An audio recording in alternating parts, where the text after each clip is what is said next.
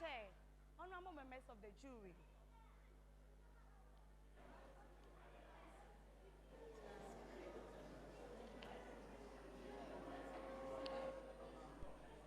The Chair, honorable members of the jury, accurate timekeeper, distinguished guests, ladies and gentlemen, co-debater.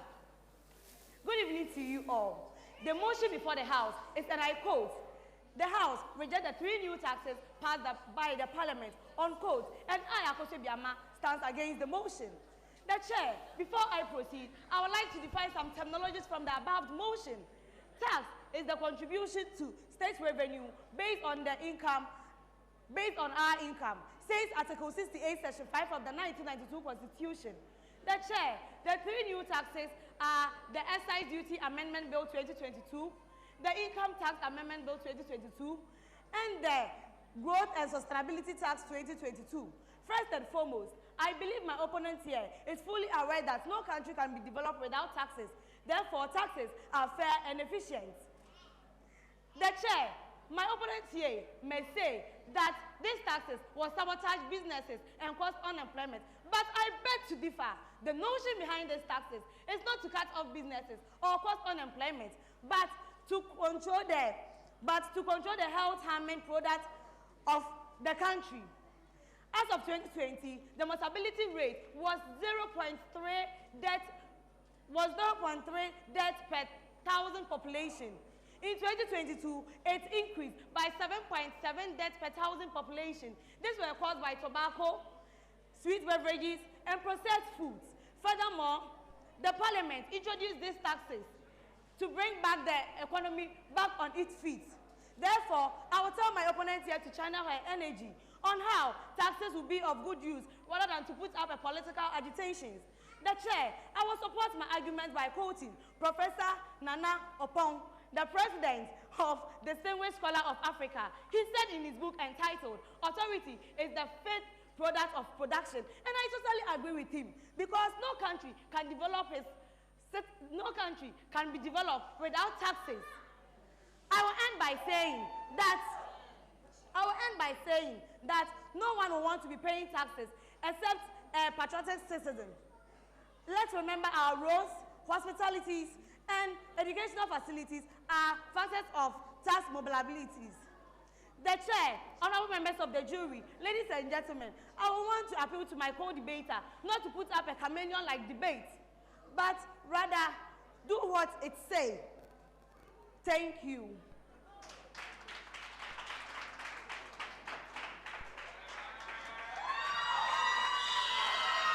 Honorable judges, the timekeeper, co-debaters, ladies and gentlemen, good evening to you all. I am much grateful to you all for being here to give audience to this very important debate. The motion before the House is, the House rejects the 3 new tax laws passed by Parliament. As a concerned citizen, I stand strongly for the motion.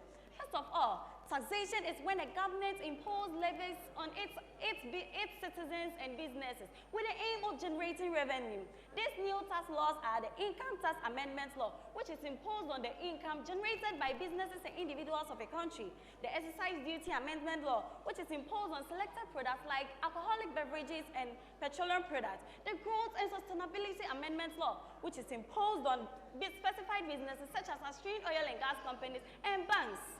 Honorable judges, these new tax laws would adversely affect production, consumption, investment, and employment, leading to high costs of doing business, increase in unemployment, inflation and cost of living, decrease in disposable income and demand. Ladies and gentlemen, this is a simple economic process. As tax rate increases, prices of goods and services also increases. Hence, consumers will consume less, forcing producers to produce less.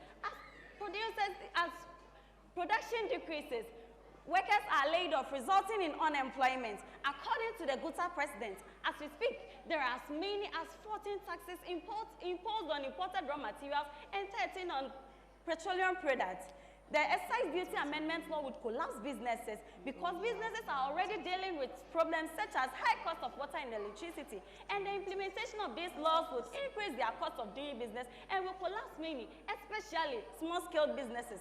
Secondly, the excise duty amendment law would cause inflation and cost of living, which is already at hyper levels, would even become worse with these new taxes, since businesses will be forced to pass on the increased taxes to the consumers, which will bring more suffering to the poor Ghanaian who is struggling to make ends meet.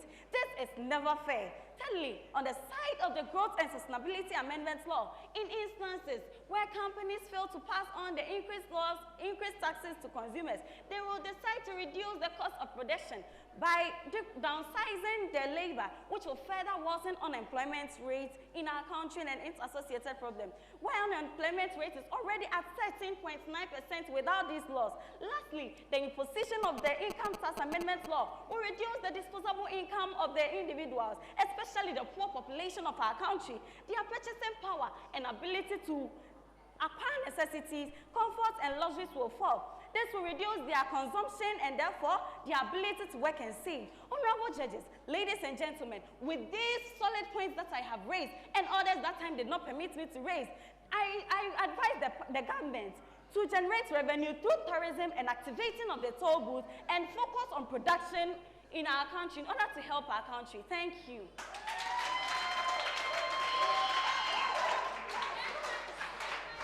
All right, time now for rebuttals.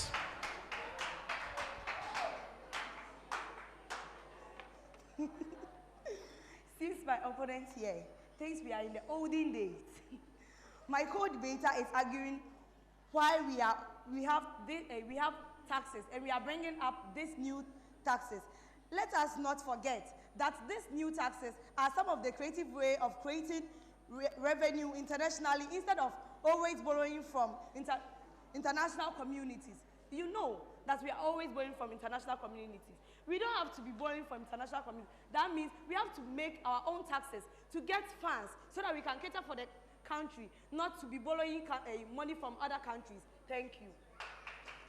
Before I proceed, my opponents blindly said that these taxes on before I proceed, my opponents blindly said that these taxes on alcoholic beverages and tobacco would help reduce the purchasing and therefore help in reducing our health and death risk issues, forgetting that addicted people would find ways and means to purchase them, and also people addicted will struggle to buy them.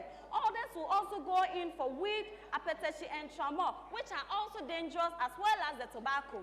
My opponents also said that the issue of the revenue generation, ladies and gentlemen, the bitter truth is that the solution to our economic problem isn't about revenue generation. As a country, the problem hasn't been revenue generation, but rather how revenue is spent recklessly and wasted through corruption and misappropriation by the government. Ladies and gentlemen, these new taxes are estimated to generate 4.4 billion Ghana cedis domestic revenue.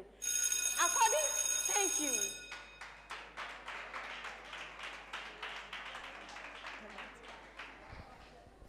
All right, thank you. Shall we please put our hands together for them? Oh, Yambon Samahan, why is it? So there you have it. Akosuah Biama and then Maggie. Mrs. Yantechi. I present to you Akosuah and Margaret.